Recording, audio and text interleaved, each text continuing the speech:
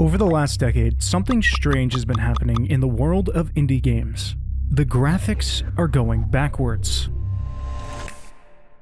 The Forest, Subnautica, and Rust were indie giants that were trying their best to push their graphics to AAA standards. But smaller development teams didn't have the resources or manpower to reach these levels, and that gave birth to the Unity asset flip.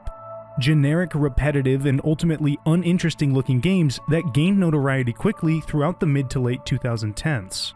And while most 2D indie games were unique and retro in their own way, 3D games were notoriously difficult to make look good at the time. But what if these devs made games that weren't supposed to look good? What if the graphics were low quality, intentionally, stylistically, retro? The origins of PS1 style indie games are fuzzy, but the earliest example that I could find that truly fit the criteria was made in 2016, a game called Back in 1995.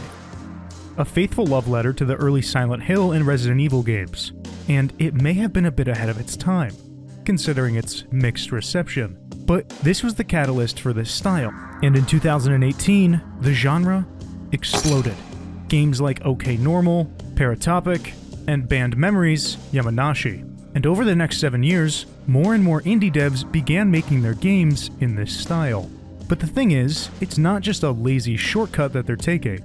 Making a game look bad or old on modern game engines is actually quite difficult. It's not just as simple as opening up Unity and dragging the quality slider down to low and calling it a day. There are several things that the PS1 did that modern game engines are almost hard-coded not to do. Things like vertex snapping, a lack of texture filtering, and something called affine texture mapping. All these elements gave the PS1 that sharp, wobbly look. And of course, there were also the low-poly models. The PlayStation 1 couldn't render using floating point values directly, so it had to convert them to whole numbers. So when the position of one of the vertices on a model had to be calculated and drawn, it could only really be between 2 points a significant distance from each other, instead of smoothly moving between both. This gave that signature wobbly look to the models.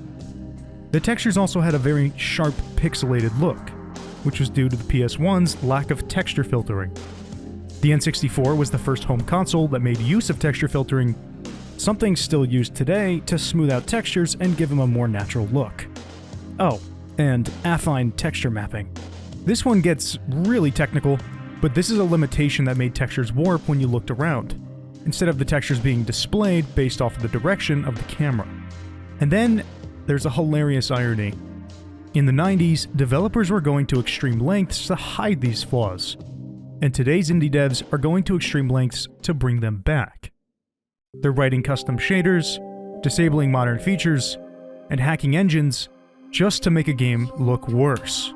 But as more people started finding these ways to replicate the look and sharing it, the methods became more accessible, and the games started pouring in. But the real question is why? Why are both devs and players so drawn to this style? The biggest proponent of this style has to be the horror genre, and I think that is for one reason: liminality. Playing PlayStation 1 games, you'll definitely understand that overwhelming sense of loneliness. A cold, empty, quiet world. An in-between world. And this feeling isn't really felt with big, lively, and detailed worlds. Sure, they're creepy in their own way, but there's something about the claustrophobic emptiness in these games that trigger your fight or flight in a completely unique way. Look at this.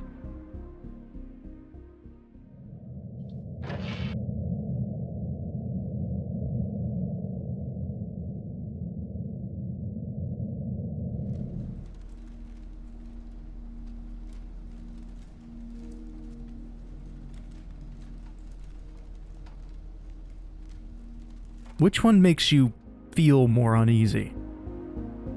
There is a reason this style is, and will continue to be, such a huge part of horror gaming, and I won't be surprised to see a bigger studio adapt this style for a future horror title. But I think the greatest use of this style so far has been Ultra Kill.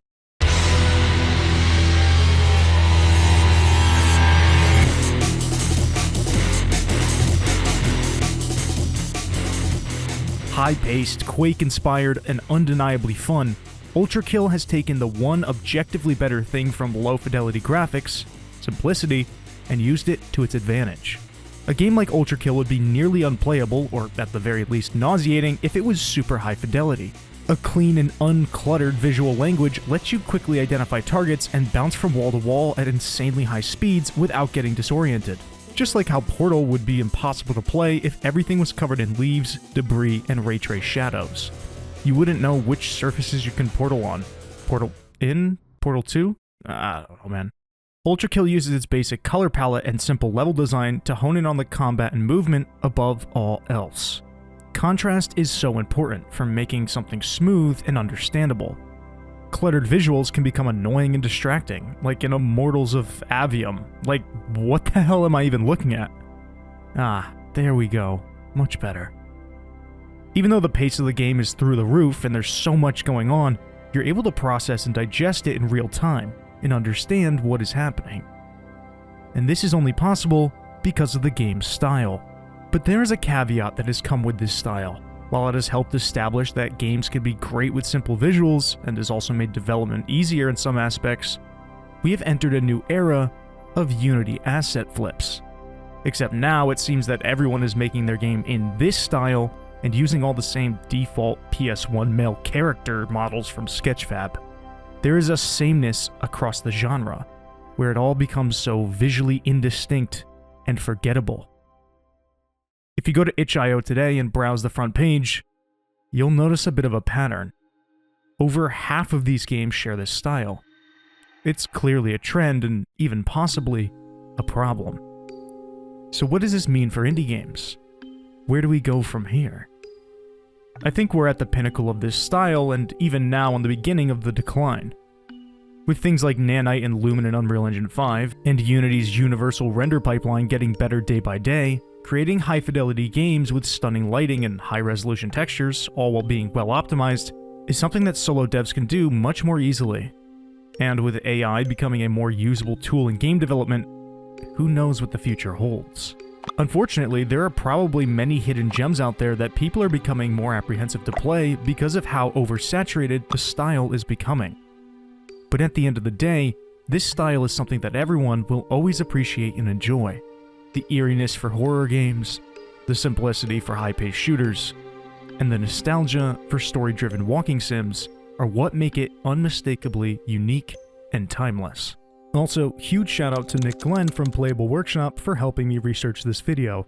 He gave me a ton of information on the PlayStation 1, even though most of it didn't make it into the video.